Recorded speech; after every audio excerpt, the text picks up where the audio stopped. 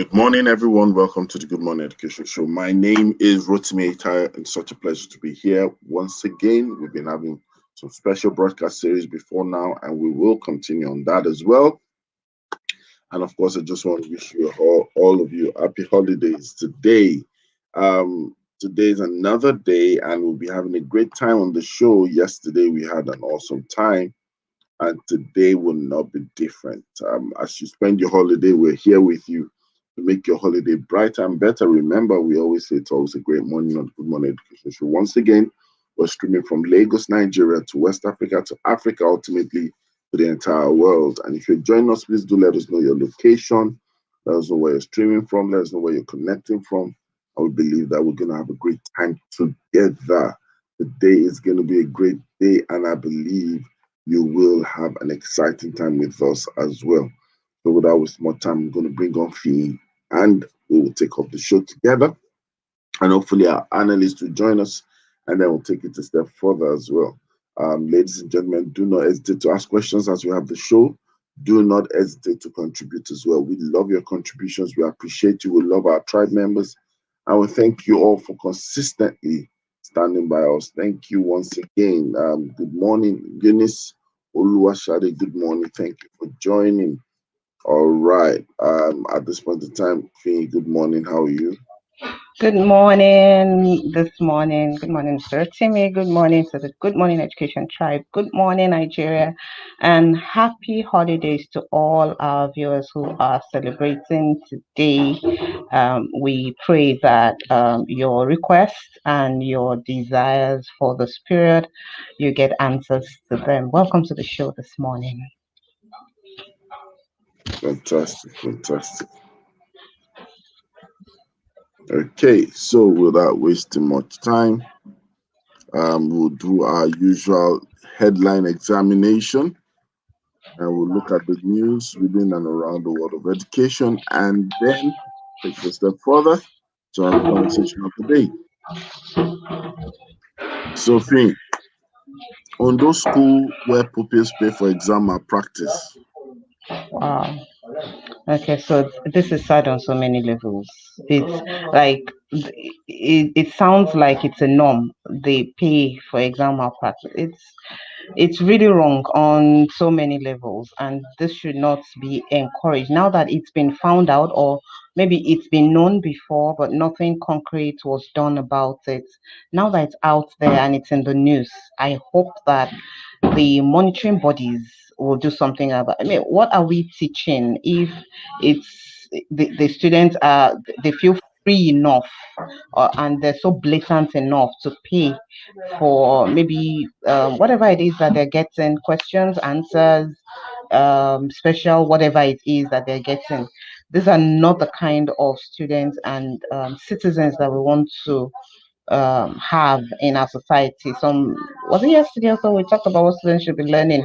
This is definitely not something students should be learning in the school environment, making corruption a thing and making it uh, um, almost standardizing it now. It really is not a good one to start the day with.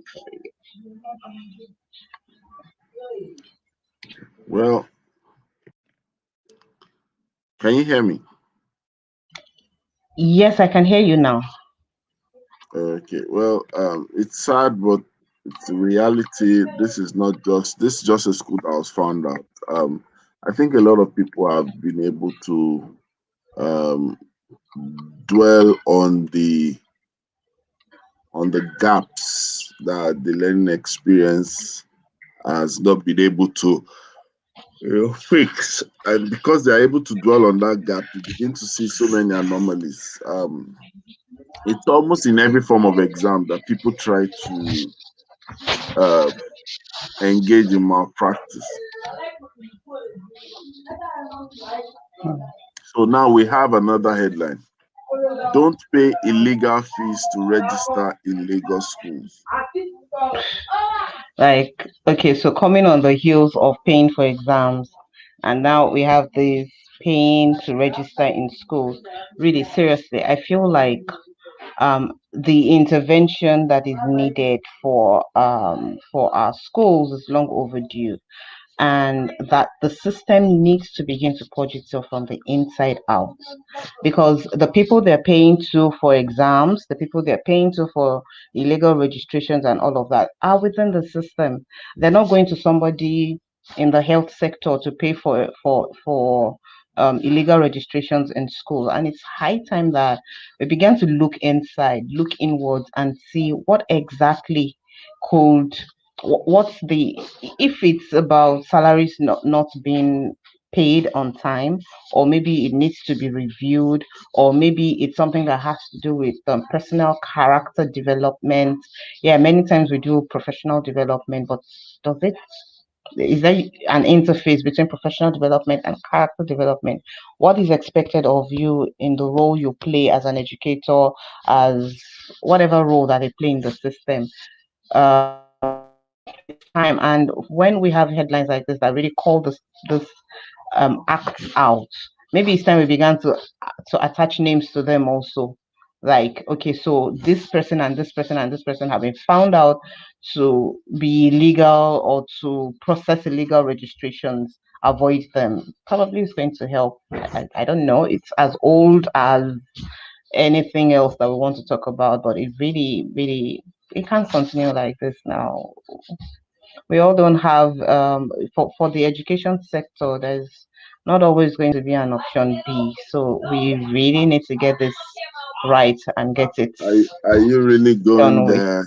Option B. Yeah, Option but B. but really Like it's like you have option A, B, C, D.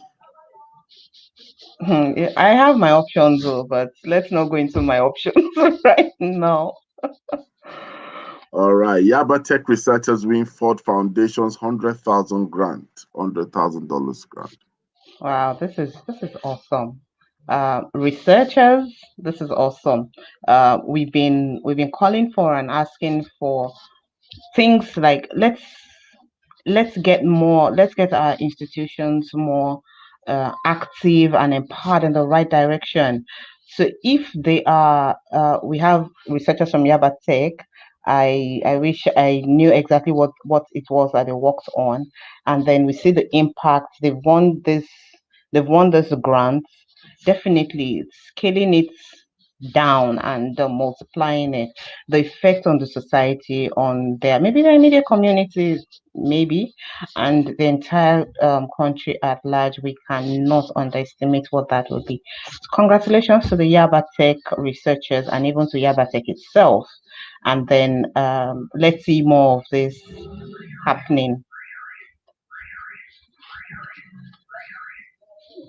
Yeah.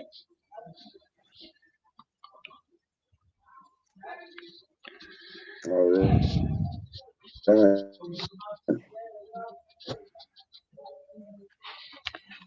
Let's move on to the next one. Remain resolute in our commitment to protect your security chiefs. What do they have on ground? What really do they have on ground? Don't just say you're resolute. What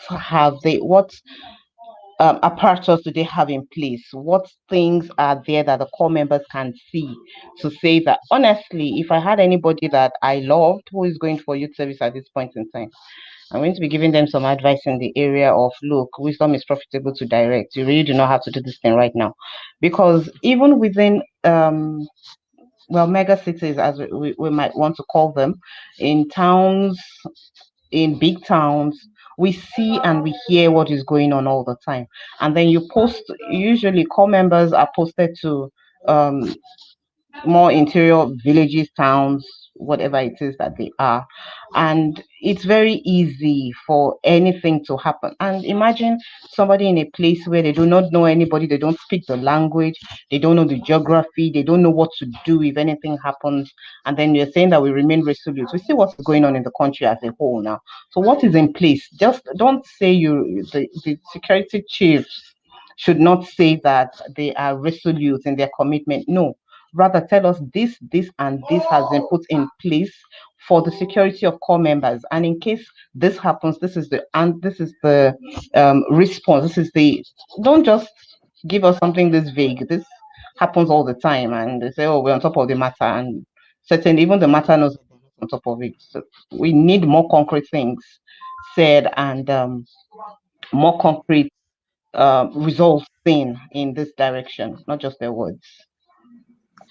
I think that we must realize that their promise itself is ideally meant to be what they are putting in place, but we've also seen that promises must be anchored on several things. The core members are not priority in society as we've seen it, and if the priority in society are already facing security challenges, even politicians are facing security challenges. Mm-hmm. I'm now wondering how the core members are the ones that would. Good morning, Ugochi. Welcome to the show. Good morning, Mr. Ritimi. Good morning, Fee. Good morning to our Good amazing morning, viewers. you're welcome, So, Gochi. Good morning. Ugochi, Thank we you. remain resolute in our commitment to protect you. The security chiefs are assuring you and the core members. Mr. Why are you laughing? Mr. Ritimi, I'm looking for my train this morning. Why are you I laughing? remain resolute with them too, that they Eh, will keep their word to us. okay, I'll pass the message across. Oh my goodness. It's time to review security arrangement in schools, says Idris, NUT boss features. That's Nigerian Union of Teachers. The teachers. Yeah, he has a point. We really need to review our security arrangement because apparently what we have is not working. That's why people can now decide to use the schools as their own source of income. Because now that's what I believe. I believe that these miscreants have seen that, oh, okay, they know there's a way to hold the government and parents, and the money is going to fall out, and so they're now taking advantage of it. So they're now using our students as a source of income, which is not good. So it's a good development that they are beginning to think of security arrangement, because the truth is this new security arrangement we're talking about, for it to be effective across schools across the country, we need different parties to get involved. Different people must come together. It cannot be left only to the school and parent, because there's a limit to what the school resources can carry, you know. So we need everybody, security chiefs, so pressure groups, government, everybody needs to work together here. Well, the challenge Yeah, now is this. Um, that statement sounds to be true, but honestly, when you say review security arrangement in schools, I don't know how we want to. I don't know. Let me not say we are live. I don't know how we want to review security arrangement in school in order to achieve what objective.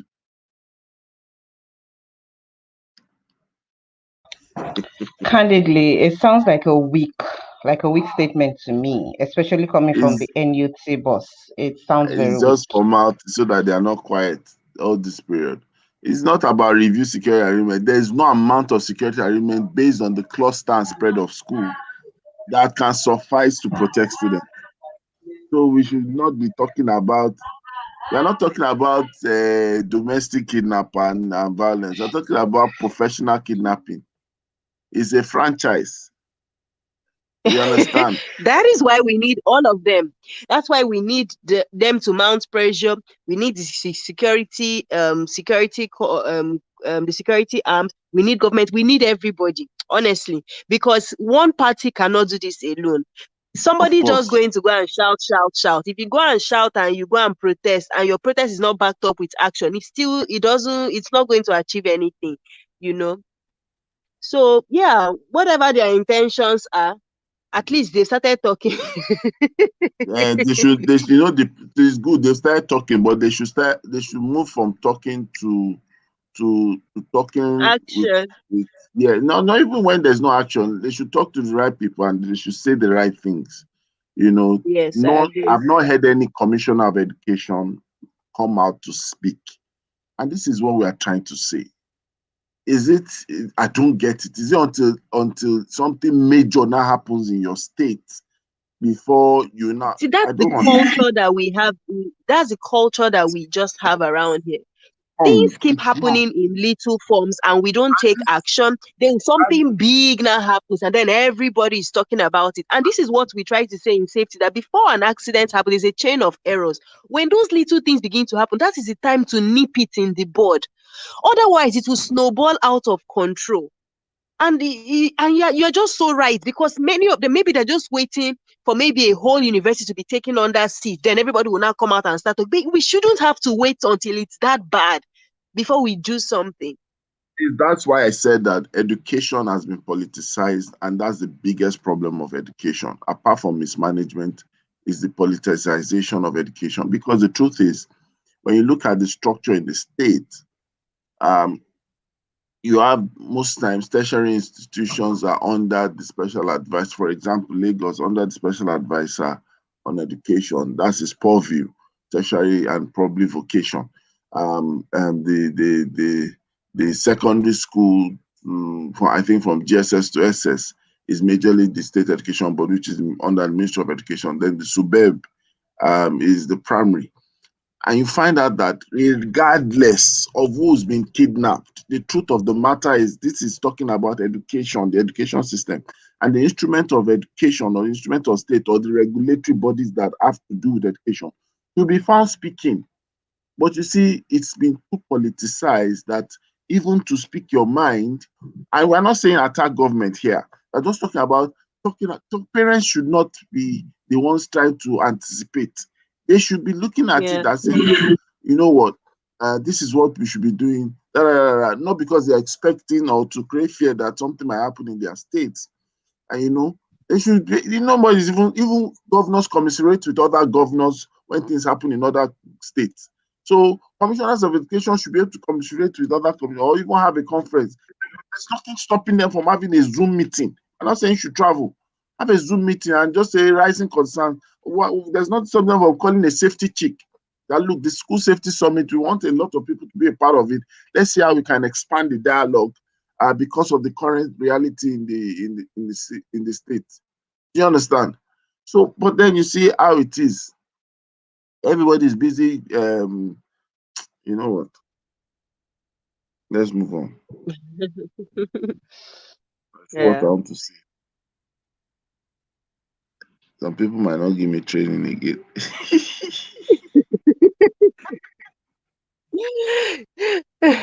That's part of the problem. The fact that we can't even say our mind again, because you know that at a level, some opportunities that you're supposed to get, even I if you are don't the even want best the fit for them, opportunity. just Safety because chief some people are victim is to want to give the victimize people opportunity. to you. They are not the one that made the ocean. Oh, the ocean cannot run dry. Mm-hmm.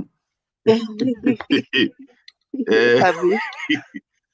Am I right?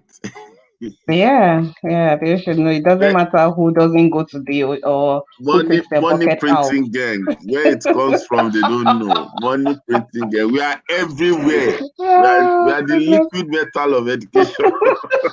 My We are the war. Use their both All right. systems. I didn't say that one.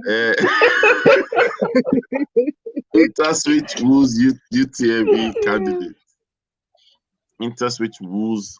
Yeah, so Interswitch has actually started encouraging students to be able to take advantage of all the payment gateways, so they are not limited to one option. I think that's a good deal. Now, there are two things Yeah. I want to ask us here. I noticed someone was sharing with me that he knows one or two people who are even traveling up to their village just so that they can sort out their name. That's their NIN. You understand? And the reason is not because of anything than jam. Uh-huh. So, well, while I think that this is a good kind of structural development, I still feel concerned because it's like it's just because of registration. I'm not seeing leverage. If people have to go through all this hassle for this to happen, I'm not seeing a leverage out of it. Because you know what will happen now? You have your name, you use it to get jam, you get back to university, you would register at university as if they just give birth to you. The processes of it, why? That's the So problem. what's the leverage when you are harnessing data that people cannot integrate or look into? That's how we have BVN. But this BVN should have made getting the NIN at least a little bit easier, you know. But every time you go to register for one thing, it's as if you are registering from scratch. I think we need to begin to synchronize data that we have such that, you know, your data is already on the system. I mean, it's not every time you want to go and do something, you're starting afresh, starting afresh. It just makes everything so difficult. It's very difficult to defend incompetence. That's what's happening. A lot of these people, they've mastered the easiest way to leverage on our numbers. So you see that there are things that they don't push for verification if it doesn't gravitate to numbers. So when you look at telco registration, you have millions of people. It makes sense to gravitate towards re-registering. You know why? By the time the stress of registering comes, you won't mind to pay 1,000 naira or 2,000 naira, 3,000 naira for express or for Yeah. yeah. So when it's so tedious and stressful, they know that we are used to the agency culture. When somebody says, I can help you, I can help you do it, I can help you do it without coming to the queue, I can help you do it fast, I can help you do it one day. So anything that gravitates to numbers, watch. You will see them coming up with maybe that's when they introduce scratch card. And that's when they do this. It's just an exploit. That's not exploratory kind of business. It's exploitative. Yes, you have to make money, but there are ways you will make money and it will build a system and encourage more people. Not that you collect the money and then at the end of the day, nothing is built, nothing is there to show. Right now we have jam and we cannot take the cue of the success of jam to now do that same type of approach to registration or when you get into university. You still have to go to all those places one by one, one by one, one by one. Sometimes I don't know if you remember when you were doing your university registration. Oh my God. You Up said you to will exam remind me. period. Up to exam period. That as you know, the whole semester. There's some part of registration I did even in second semester of 100 level. You understand? The X-ray man that was doing X-ray, that man was a god in himself. If I say he's only doing 5 X-ray today. Let me give you an example of what's going on with me right now. So my university is asking me for transcript, right? This is transcript that is already available. They just to move from one department to the other, from one office to the other. It's currently delaying me. I started that process over a month ago. My deadline is on Saturday, and my transcript has not yet gone to my school. And my school has said, don't even post it, just send email. We are still on the matter. So I had to send an There are email to people school now. asking for an extension so that we can produce transcript. Imagine. There are people, they pay them in universities now. They pay them in the admin and bursar department. They pay them. They will do it for you. They know why they do these things. They don't. Nothing works. Everybody has created their enterprise. All these entrepreneurship things that I'm talking about, they are doing inside departments. They are doing it. It's just bad. People won't mind to pay, but you don't need to go through all this pain and hassle. It's not rocket science. You understand? But that is what it is. In fact, I'm just remembering some things. I don't even want to. Time I was processing my ACCA, I was just lucky that I had like one or two people that was doing something that period as well. So they were the ones that helped me. But you know these things, every time you need to do something, you have to process it. Sure you get. So Yes. Yeah. now is if you need something, I don't know. who I have there, because the people that I want new, they are still lecturers, and of course, it's getting to be a longer time now. You're always going to be wondering, how do you start the connect again?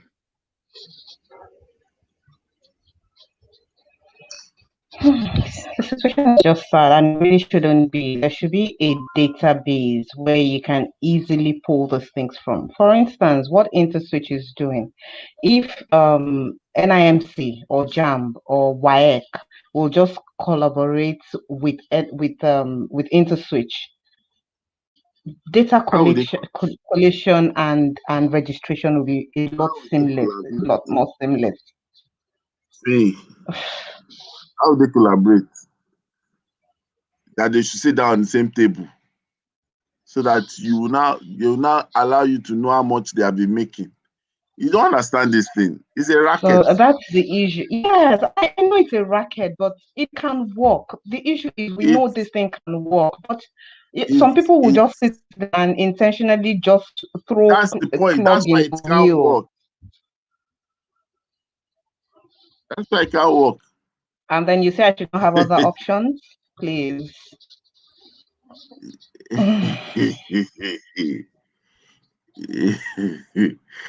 Ugochi, if he has 4 plans, she has plan A, plan B, plan C, plan D. Jesus. Yogochi, do you blame me? Do you blame me? That's what Oh that's my what causes goodness. blended curriculum in Nigeria. Nigeria curriculum, Finnish curriculum, British curriculum, American curriculum, Google curriculum, scamming curriculum. All right. Lagos introduces volunteer teacher mentorship call. Going through that news item. It's no really. We need to really to give kudos to what the Lagos state government is doing with education. Going through that news item is bringing back old retired teachers, principals, headmasters, and all of that to be like mentors to the new teachers, to the new teachers, and helping them, putting them through, being like their consultants in a way, being the ones that present in service teachers can go to ask questions and all of that. And really, it's a good one because there really nothing can really replace experience. So yeah, the generations might be different, the realities might be different. The students, yes, are definitely different. Methods of teaching are definitely different. But there are some things that will just remain constant. And learning from the experience of those who have gone ahead, having a pool of people who have gone through these things and can put in service teachers, administrators through, it really is a good one and it's commendable, very commendable.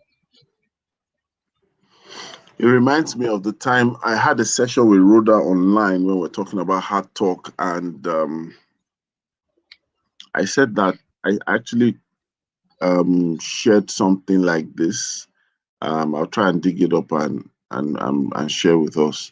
It was more or less like a tripartite approach towards solving the issue of teacher quality, and so we need to appreciate and commend the Ministry of Education, Lagos, the team in Lagos State, and but we also need to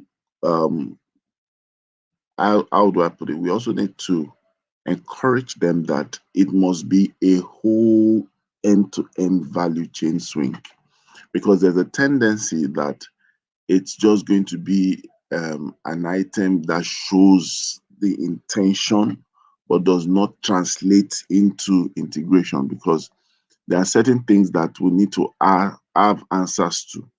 How will they function across the district, knowing that are they evenly distributed mentors? What medium and framework will the mentorship work on? Knowing fully well that we still have access to technology, access to device and data as a cost. Are you following me? Knowing fully well that some of these people too, their technology level, being advanced. We have people who are even current now in education who are not tech savvy, how much more older, retired people.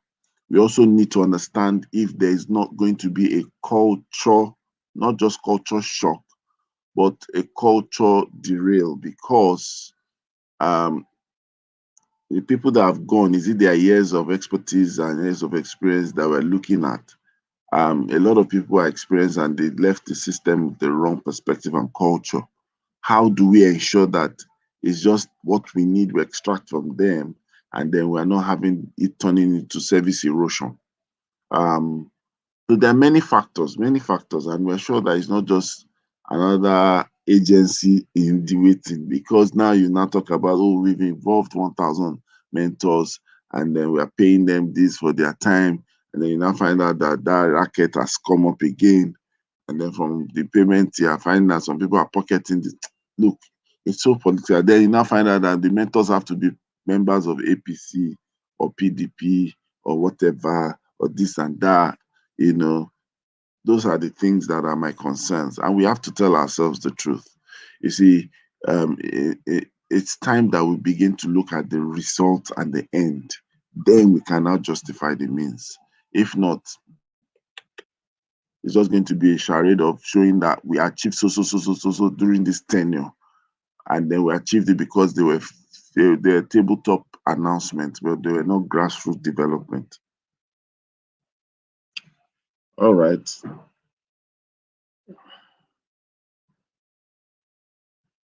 So 37 tech colleges excelled despite COVID-19. CMS Old Boys Breeze for 167 anniversary, 162nd. And then finally, Lottery Board to reward quiz winners with scholarship. All right, I think we are ripe for what we should be talking about today. Self-esteem or arrogance. So what is self-esteem? What is arrogance? I think that's the best place to start from.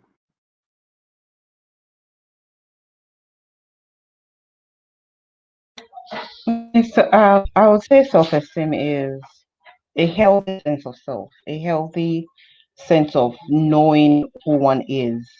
Yes, so my who I am is not determined by what I have or by where I am or by the people that surround me, but I know that this is who I am. I may not be in a certain position, but it does not reduce my worth or my value.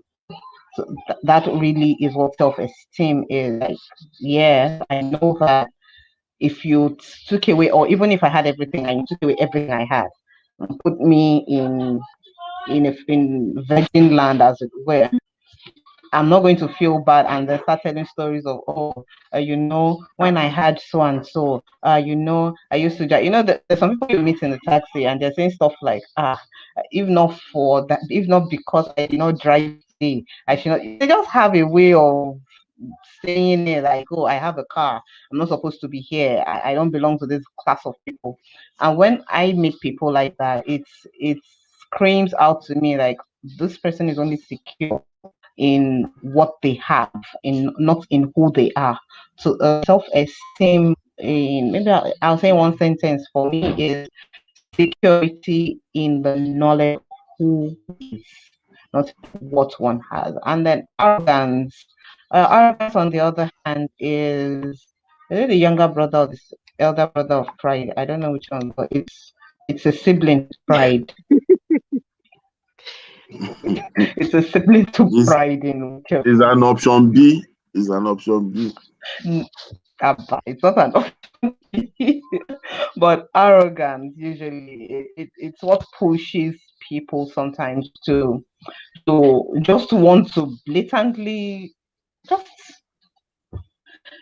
just be offensive. They just want to show themselves and say, look, yes, we are the ones running things. We are here. They question authority without any real reason for just because they can, and they just march around the place feeling like, yes, yeah, we are the ones. Does anybody? There are ones that say, do you know who I am? I'm sorry if that's a table shaking, but do you know who I am? Do you know me? Do you know whose son I am? Or do you know whose father I am? Whichever one it is. But to me, really, that's what arrogance is. Okay. Safety chick, you want to say something? I think Finn has said it all. Arrogance, you feel like you're better than every other person. Nobody is up to you. Self-esteem, you have a healthy sense of personal worth and value of yourself. Yeah.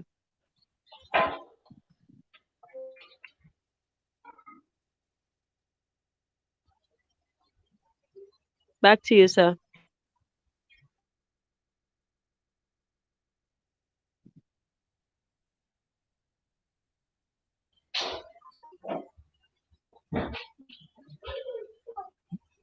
I'm done, sir. Can you still hear me?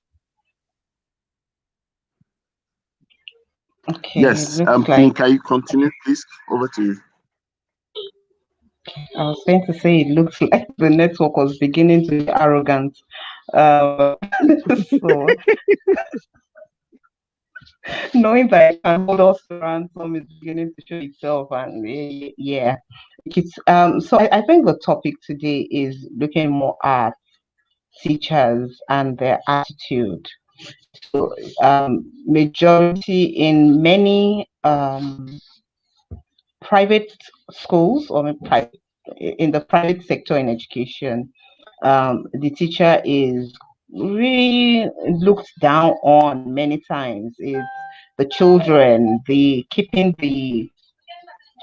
the customer happy, which is not a bad thing, but keeping the customer happy should not be at the expense of keeping the the person keeping I don't know, maybe you get that cycle, like these are your children are in the school because there are these teachers to teach them, and then we have Mhm. issues around parents harassing teachers, Yeah. talking down on them, being insultive. In some cases some parents even beat up teachers. So when a Mm. teacher um when they assert themselves, the at what point are we drawing the line between, oh, this teacher has a very good self-esteem and this teacher is being arrogant?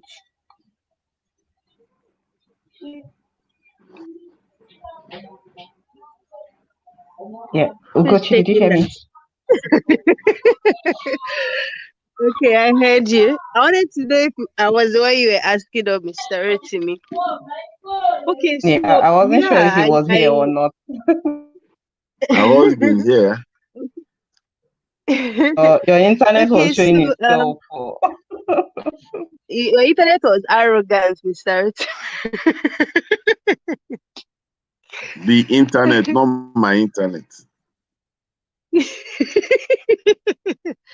Anyway, okay, so yeah, I know that there've been situations like that where um the parents do not, shall I say, value the worth of the teacher, and that's what would make a parent to want to come to school to beat up a teacher or talk down to a teacher as if the teacher is their maid or their house help. I think that those kind of things, to some extent, it can be managed from the school management bit of things, where certain conversations do not happen directly. If you have any grievance, there's a grievance address procedure. There's a way to go about it, not for you to want to start hitting someone or talking anyhow to that person. What I observe is the parents who are unruly, when they go to a school where there is order, they behave themselves. It's just the same thing we normally say when people leave the country, they don't spit on the floor, they don't throw trash on the floor because it's not obtainable where they went to. But mainly they land here to do the same thing. It's the same thing for a school. When a school's rules are set, there is order, it's a bit difficult for unruly people to come and scatter the place, because when people go somewhere, the first thing they do is they observe what is happening. Based on what is happening, they modulate. Now, if they can modulate, then it means they can modulate everywhere. The reason they're not modulating everywhere is because there is nothing to put them in check. And so that can be managed from the school management bit of things. Then from the part of the teachers themselves, if you are operating in a school where that structure is not there, you've got to find a way to preserve your own dignity. Because the truth is, when people treat you anyhow, talk down at you, you may think it's not affecting you, but it's stored up somewhere in your mind. And one day, your moment of quiet, maybe you're experiencing an occasional feeling of despair and discouragement, those thoughts come back in full force. And if you've not built up your internal monologue, what would happen is you would even begin to think what they said to you is right. And that can, your mental health can spiral out of control, basically. So it's really important that you, as a person, you must build yourself up on the days when nothing bad is happening. Have a healthy self-esteem. Do things that take care of your heart, your confidence, your esteem, so that even when somebody tries to punch it, you are resilient. You are not. It doesn't take you out. Basically, that's what I would say. Resilient. Take out. What is your adjective? Are they speaking to some other reality? No, no. That's how FBI used to work. They pick some code. Resilient. Take out. What are you about to take out of the way? Or who's about to take out? There's no taking out. Anyways, I think that it's very important that people understand the reason we are discussing about self-esteem. I think success itself, success itself can be affected. I mean, success in life can be affected by this as well.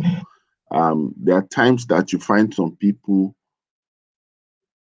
get to a point where they've been doing well, things have been going well for them, but somehow, due to the word arrogance, or due to the effect or the reality of arrogance, arrogance sometimes is not something that just happens.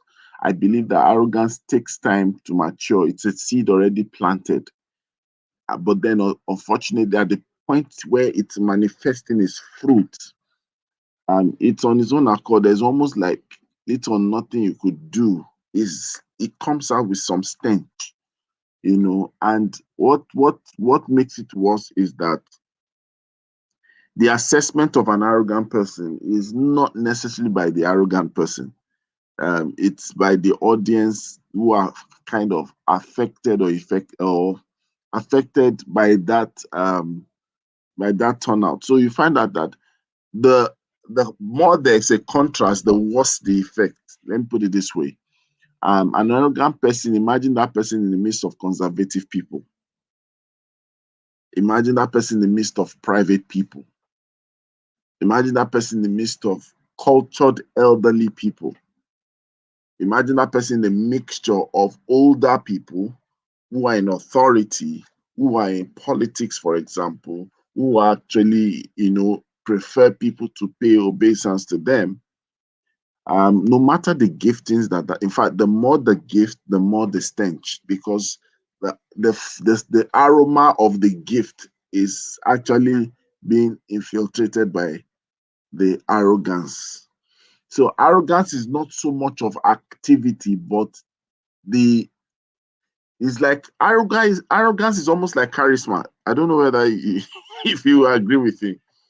I think arrogance is like charisma because it is the aura of your disposition. Are you following me? So arrogance doesn't mean that. So I can say, Finn, I need you to give me your phone. And another person say, Finn, I need to give the phone. So the statement might not be the problem, but there is a disposition. You look at the way I spoke. There is the carriage of how I probably stood, looked at you, or the indifference that can now communicate. And self-esteem is a bit broad. People need to understand, and I think it was in SS2 or SS3 that I really understood this self-esteem thing. Sometimes You just say you have esteem issues. People just shut in and say you have esteem issues. Which of the esteem, you know? Um, and when you begin to feel that you are not deserving of greatness, you're not deserving to be in the spotlight, you're not deserving to be in the crowd, in the right group, you're not deserving of attention. Watch it, watch it. That is an indicator that something somewhere is not correct, is not complete, is missing, you know. And these things happens based on the rejections we faced in the past, and sometimes it happens to be also based on the aspiration and the refusal of giving expression. Some people chance us all the way through our lives to the point that, what, I don't want confrontation, anything that will make it look like I want to confront. And that's why sometimes some people chisel their dreams. Sometimes your personality can just shoot you up to a high place. They just say, what, let me take it easy. That is self-esteem issue. Now, we have positive self-esteem, we have negative self-esteem, or better still, we have low self-esteem, we have high self-esteem, right? Now, um, um, but then the way it is, it's actually the contrast. So when you say someone has low self-esteem, right, it's not that the person is thinking himself low. You get, you get what I'm trying to say? It's like contrast. So when you say, oh, this one has a high self-esteem issue, it's actually not that he's placing himself high, he's actually discounting himself. That's why it's an high esteem issue, self-esteem issue. When it's low, it's like somebody who's actually putting himself in a place that is quite over projected. And that person, this person is just throwing his weight around because he has a low self-esteem, he has a low sense of worth. Is actually sense of worth that talks about your level of esteem. Esteem is how you regard. Self-regard is based on self-worth.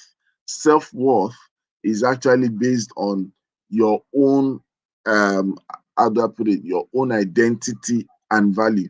So when a lot of people are not able to have the right identity, discover their identity, it trickles down to their worth. Your self-worth leads to your self-esteem. Your self-esteem is what creates what we call your offer of value to life, your offer of value to school, your offer of value to friends, your offer of value to people, your offer of value to society. And then that also leads to your bargaining power. That's why when people put some things, they say, this person, can you imagine what it did to me? You see, and it's also the same way. Your offer of value leads to your power of bargain. That's your bargaining power in society. Your bargaining power in society is what leads to your life's result. Your life's result is what determines your life reality.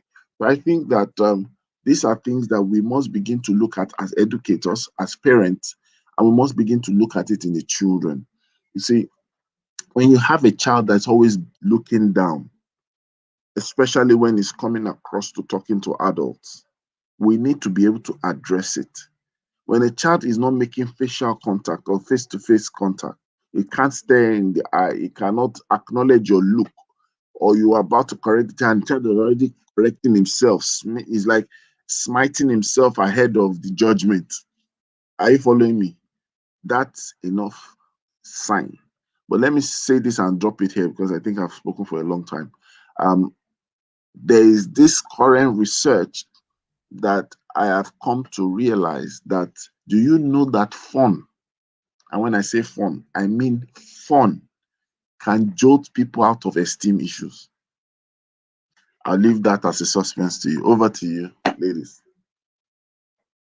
Okay, so I would like to go after that research and see what fun does with self-esteem. But really, when it comes to this issue of self-esteem, especially with many of us in this kind of group, the African thing that when an older person is talking to you, you don't look them in the eye, you look away, or and it has a way of tampering with our self of sense worth and by results are self-esteem. And then you have teachers, and then when it now comes to profession, there are some professions that are deemed to be very um, they are the big professions. They're the ones where the big people go to. They're the ones that we think have better sense than others. So there's a special place for them. In fact, I'm surprised that every profession now they have titles. So when you want to address something to a surveyor, you write surveyor or something. The way we had doctor this and prof that, it was just at that alone. But now I'm seeing very interesting things. I'm surprised we haven't had people who have said, start addressing me as teacher, so when you write principal, so and so and so, because that's where we feel that the sense of esteem that the sense of worth comes from, like until there's a title attached to it. And then parents now take that and just turn it on its head. And the teacher who all the while growing up had always felt like, no, I can't stand up for myself. I can't even look my I had that issue up until a few years ago. I could not make eye contact with people.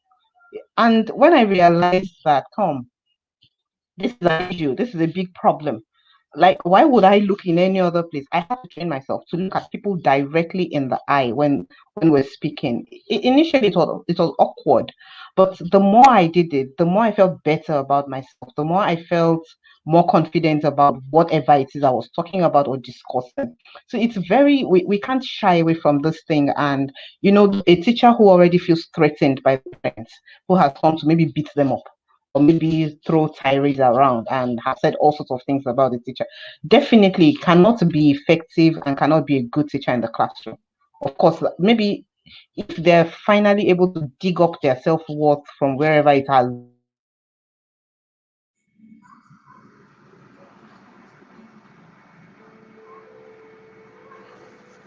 Finya, are you there? if they're able to just do some makeup for it and put it on and bring it on the next day, for that first period when that thing happened, at the point of impact, they are not giving their best. And we have to look at this thing and see it holistically. That it's not only about the parent coming and saying, oh yeah, I can throw my weight around, which actually to me means that something wrong with self-esteem anyways. So you do that and then not realizing that, look, this thing is going to affect my child in the long run, because the teacher that you have come and talked down on and talked down to and maybe even slapped is not going to be the best teacher for your kid, no matter how much it is you're paying in that place.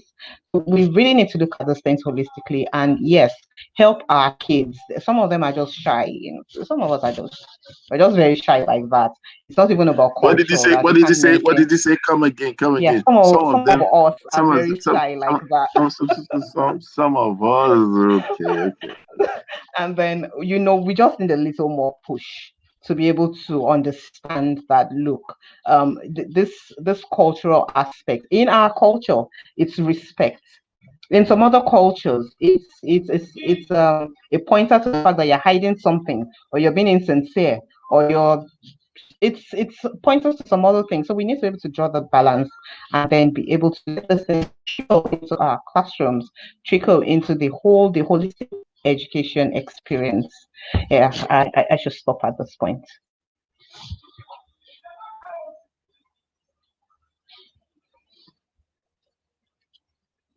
All right. It's been an interesting one. And I want to hear Safety Chick. I want to hear her. Um, I want it to be like a counsel to the handlers of children, that's parents and educators alike. What will be your counsel? How do we ensure that we don't have the two extremes, uh, poor and negative esteem issue? We don't also breed arrogance. And as you say that, there's something that reminds me: when you build an arrogant adult, that is, when you raise an arrogant adult, the fruit become poisonous. Why? Because that arrogant adult almost goes out to the world with a forceful distaste of tolerance Do you understand? That person Yes. cannot stand opposition, whether the opposition was wrong, equal, or right. In fact, the person cannot stand differences except there is something super over that person. So let me give you an example. I've seen individuals where, except by default, you have a proof that you can say, let's say, for example, it's not the best example, but it's like saying, for example, if I was your mentor and because you know you've come to me for an answer or you've learned something from me, it's almost difficult for me, I mean, for you to go against me all through. But every other person, you strategically manage not to be able to have something traceable, so that once there is a different opinion, you go to war. And that's really arrogance. Do you get what I'm trying to say? Yeah. We'll go check there. So please, I want you Yes, to, I can hear you. yes, I want you to say something about that to our handlers, parents, and Okay, so educators. pa- parents, educators, children should model kindness and empathy. When we are kind and we show empathy, to a large extent, is going to regulate how we treat other people around us. And when we're able to regulate that, you will see that there will be less reasons for people to want to be arrogant or try to put other people down unnecessarily because they are kind, because they are being empathetic, they're putting themselves in the shoes of the other person, even if they do not agree with them, but they're still able to show empathy. And it is so important. Now, on the other hand, if you realize that you do not have a good self-esteem, and you see, I think a lot of people need to know themselves. Who are you really? What are your values? What are your motivations? What are the things about you? You need to know yourself, because it's only when you know yourself, the things you can do and the things you cannot do, that you identify where the problem is and you're able to tackle it. So, say for example, now you realize that you have low self-esteem, then you've got to be intentional about building that self-esteem. Do your research, go online. There are tons of materials, there are tests, there are quizzes, there are hacks, that can help you boost your self-esteem. It's not going to change overnight, but if you are deliberate and intentional about it, over a period, you would see that you are becoming more comfortable with who you are. You have a better sense of worth and a better sense of value, and it will even impact on how you teach the children that you are taking care of. It will impact on how you contribute to the school environment that you are working in. So that's it for me from both sides. To manage arrogance, we must teach kindness, we must teach empathy, we must train. When we see arrogant behavior, we call it out, most especially in children, because they're in their formative years. Call it out and ask them to do the right thing. So when we do that, it's doing that systematic rewiring of their brains and their minds. And then, of course, if you know you have low self-esteem, please work on yourself. It's really important. Otherwise, people will keep pushing you, and it can lead to depression. I think as we end the show today, really, um, this just reminds me of the word turn a new leaf. When you hear people maybe get corrected and they just say, you know what, you need to turn a new leaf. It's the counsel that we need to tell people who have actually been of extreme behaviors, low self-esteem, poor self-esteem, or arrogant behavior as well. It's just important that there's a turn. And it's not about, oh, you're bad, you're good. Look, you might have good intentions, but you might carry these things out with a wrong disposition. You just need to turn a new leaf. Sometimes tears will work. Through painful feedback, you need to cry and not fight everyone. Just cry and turn. It's, sometimes some people say, I'm one man army. I've been able to achieve a lot without anybody. That means you will be able to achieve lots more with people. Not everybody still, but with people. But there are people to their adult life and to their grave. They fight and fight and fight. The medallions they have, the plaques they have to show is the fight that they have won. Battle centered, battle centric people. I don't even think heaven is for people like that. I don't think heaven wants people like that who are too negative, like the bustling waves of the sea. You know, they should sit down at the beachside and see when the sea is calm, and then they learn. And those who are being chickened out of life, they are not having a taste for life. I think they should go and watch people who are having a buffet, you know, and watch them eat. And when you watch them eat, you see that there's a lot that life's appetite can do for you. So, ladies and gentlemen, whichever category you fall into, make sure you turn a new leaf. And when you do so, you'll be better for it. Thank you, Finn, for today. Thank you, Gochi, for today. Thank you to our viewers for today. I know that today you would have loved to hear more, because this kind of topic that it's reflective and exploratory in nature. Um, I wish that we all improve on ourselves. I myself, being ourselves, everyone, we are all work in progress. But then we must acknowledge that what we need to do quickly so that we get the best of results. As we end the show, where we get to the most important part where Finn loves to say goodbye. Um, I'm going to pay her in a coin. So Finn is going to take us out of the show today, as she did the other day. So over to you in full follow the Okay. girl with the dimples. Take it up. Oh wow. Okay, so Plan A. we like to say, so I didn't get that. This is my plan A. Oh, okay. You're just making me extend my plans. So I have other plans in store for you. Okay, we like to say to our viewers that it's always a great morning on the Good Morning Education Show. Have a great day. Thank you so much. Have a great day. We'll be having the Business Accelerator Masterclass this morning starting 11 a.m. I am ready. Steve Harris is ready. And if you can still register and be a part of it, please make your way down to the venue, and I'll see you there. Have a great holiday. Have a great week. Have a great day. It's always a great day. Bye.